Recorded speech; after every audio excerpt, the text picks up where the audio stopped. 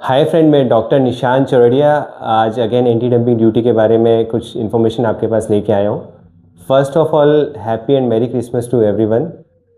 लगता है Indian government ने सेंटा क्लॉज बन के और Indian fill and master batch industries जो काफ़ी टाइम से डिमांड कर रही थी एंटी डंपिंग ड्यूटी का, उसका एक गिफ्ट उन्हें दे दिया है। बेसिकली इंडियन गवर्नमेंट ने 37/25 कस्टम का जो नोटिफिकेशन निकाला है उसके बारे में आइए हम लोग डिटेल में और एक साधारण भाषा में समझते हैं। सो बेसिकली ये नोटिफिकेशन जो DGTR की फाइनल फाइंडिंग सितंबर में निकाली थी उसके बेस पे दिया गया है। और इंडियन इंडस्ट्री की जो डिमांड थी कि वियतनाम से काफ़ी सस्ती रेट में, चीप रेट में इंडिया में फिलर मास्टर बैचेस डंप हो रहे हैं, जिसकी वजह से इंडियन इंडस्ट्रीज़ को काफ़ी फ़र्क पड़ रहा है। DGTR ने उसका पूरा कैलकुलेशंस किए थे, उसकी स्टडी की थी and after that they recommended कि हाँ ये डंप हो रहा है और डंप के अनुसार डंपिंग मार्जिन पे ड्यूटी लगनी चाहिए। बेसिकली ये इंडस्ट्री एक फ्रेगमेंट इंडस्ट्रीज़ में आती है, काफ़ी छोटी इंडस्ट्रीज से मिलकर बनी हुई है।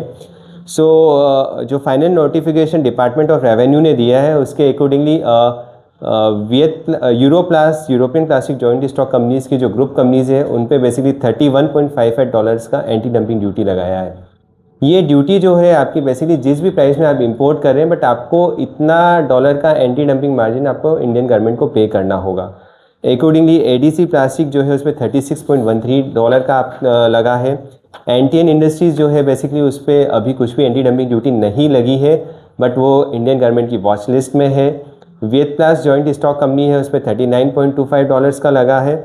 इसके अलावा और जो भी मैन्युफैक्चरिंग कंपनीज वियतनाम से एक्सपोर्ट कर रही है उन पे $75 की एंटी डंपिंग ड्यूटी लगी है।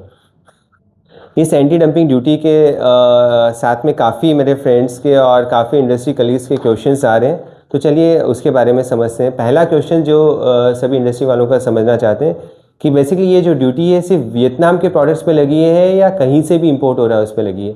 तो ये जो एंटी डंपिंग ड्यूटी है सिर्फ और सिर्फ वियतनाम ओरिजिन, वियतनाम में जो प्रोडक्ट मैन्युफैक्चरिंग हो रहे हैं उस पर लगी है। बट अगर ये प्रोडक्ट वियतनाम में मैन्युफैक्चर होकर किसी थर्ड कंट्री से भी इंडिया में एक्सपोर्ट होते हैं तो उस पर ये एंटी डंपिंग ड्यूटी इंप्लीमेंट होगी। सेकेंड क्वेश्चन जो काफ़ी लोगों का पूछा जा रहा है, बेसिकली ये सिर्फ ADD है या CVD भी इस पर आ चुका है। CVD is countervailing duty. Countervailing duty जो है बेसिकली वो इंडस्ट्रीज़, लोकल जो इंडस्ट्रीज़ है उनको बचाने के लिए लगाई जाती है और एंटी डंपिंग जो डंपिंग होता है उस पर लगाई जाती है। तो अभी तक ये ड्यूटी सिर्फ एंटी डंपिंग आई है। CVD मुझे सुनने में आया है कि वो ऑलरेडी गवर्नमेंट के सामने पुट कर दिया है उसकी फाइल्स, और 2 से 3 महीने के अंदर वो आ जानी चाहिए। सो अभी ये सिर्फ एंटी डंपिंग ड्यूटी ही आई है। और क्वेश्चंस जो आ रहे हैं बेसिकली कि ये जो HS कोड स्पेसिफिक है या लोग और दूसरे HS कोड में लेके आते हैं तो उनको ये ड्यूटी, एंटी डंपिंग ड्यूटी नहीं पे करनी होगी। सो ऑल्दो जो नोटिफिकेशन है उसमें HS कोड 3824 मेंशन किया है, वो जैसे एक रेफरेंस के लिए होता है। Basically anti dumping duty product specific होती है।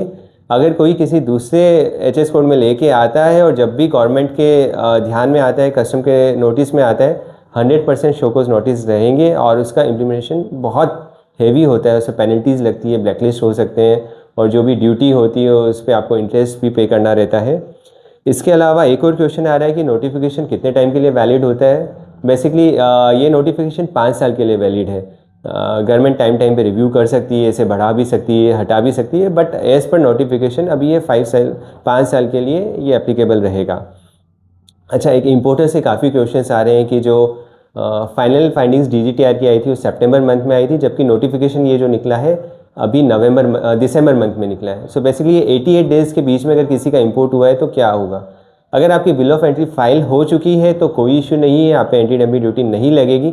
बट अगर आपकी बिल ऑफ एंट्री अभी तक फाइल नहीं हुई है, भले आपका मेटल कभी भी निकला हो, जब भी आपकी बिल ऑफ एंट्री फाइल होगी आपको ये ड्यूटी पे करनी होगी। कई केसेस में मैंने देखा है कि CHS को इन्फॉर्मेशन नहीं होती है तो बिल ऑफ एंट्री फाइल करते वक्त वो ये गैजेट का नंबर जो भी होता है वो डालते नहीं है। तो जब आपकी बिल ऑफ एंट्री फाइल होती है तो उस टाइम ये एंटी डंपिंग ड्यूटी कैलकुलेट नहीं होती है। बट गवर्नमेंट का रूल है कि जो भी नोटिफिकेशन या गैजेट्स होते हैं वो इंपोर्टर्स की जिम्मेदारी होती है कि राइटली फाइल हो। अगर ये गलत फाइल हो जाता है और लेट से आपका क्लियर भी हो जाता है, बट जब भी ये इंडियन गवर्नमेंट या कस्टम के नोटिस में आता है और नॉर्मली ये इनका जब भी रिव्यूज़ होते हैं आ ही जाते हैं, तब आपको ब्लैकलिस्ट किया जा सकता है, पेनल्टी किया जा सकता है, आपके ऊपर मिस डिक्लेरेशन का केस चल सकता है। सो बेटर है कि आपके CHS को आप बता के जो भी मटेरियल है वो एंटी डंपिंग ड्यूटी पे करके ही क्लियर करें। इसके अलावा अगर आपके और कोई भी क्वेश्चन रहे तो आप मेरे से पूछ सकते हैं। तब तक के लिए हैप्पी हॉलीडेज़, और आई एम एक्सपेक्टिंग कि कुछ और नोटिफिकेशन शायद इन हॉलीडेज़ में आने चाहिए, जो जब भी आते हैं मैं आपके सामने लेके आता हूँ। Thank you so much.